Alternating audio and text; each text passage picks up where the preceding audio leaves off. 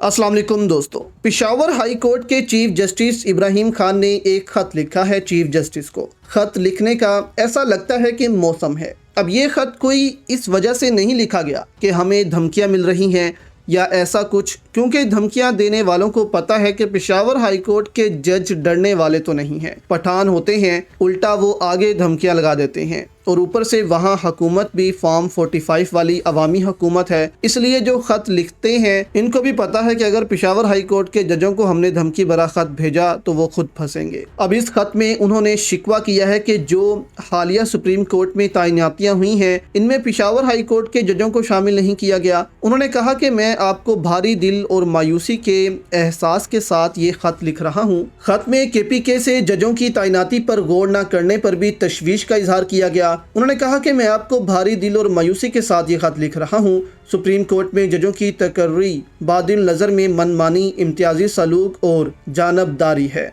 Supreme court में जजेस की असामियाँ खाली थीं। बलूचिस्तान हाई कोर्ट के चीफ जस्टिस को बतौर सुप्रीम कोर्ट जज तकर्री के जरिए सिर्फ एक असामी पर की गई। ये जानकर बहुत मायूसी हुई कि 4 असामियाँ खाली होने पर भी चीफ जस्टिस ने अपने सूबे से जज की तकर्री की। मैं जस्टिस नईम अख्तर अफगान की तैनाती पर खुश हूँ। मेरी सीनियरिटी, अहलियत और सुप्रीम कोर्ट में असामियों की दस्तयाबी के बावजूद मेरी तकर्री पर गौर क्यों नहीं किया गया। मैं पाकिस्तान की तमाम हाई कोर्ट्स के चीफ जस्टिस में दूसरा सीनियर तरीन चीफ जस्टिस हूँ। मैं जुडिशल कमीशन ऑफ पाकिस्तान और सुप्रीम जुडिशल कौंसिल का रुकन भी हूँ। मुझे जायज़ तवक्का थी कि सुप्रीम कोर्ट के जज के तौर पर तकर्री के लिए मेरा नाम कम अज़ कम फहरिस्त में शामिल किया जाता। तो इससे दोस्तों आपको पता चलता है कि यहाँ पर सुप्रीम कोर्ट के निज़ाम में भी क्या गलतियाँ हैं कि जो जज PTI या आप कहने के इंसाफ के तकाज़ों को पूरा करते हुए अपने फ़ैसले देते हैं उनको सुप्रीम कोर्ट का जज तक तैनात नहीं किया जा रहा।